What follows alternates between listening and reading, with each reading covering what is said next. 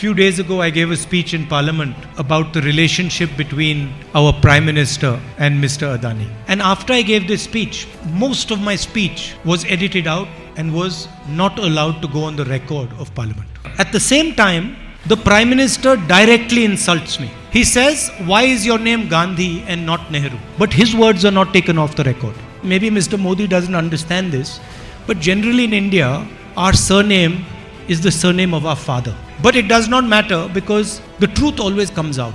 And all you had to do was look at my face when I was speaking and look at his face while he was speaking. Look at how many times he drank water, how his hand was shaking when he was drinking water, and you'll understand everything. He doesn't realize that the absolute last thing I'm scared of is Narendra Modi. It doesn't matter whether he's the Prime Minister of India, whether he has all the agencies, because the truth is not on his side. One day, he will be forced to face his truth.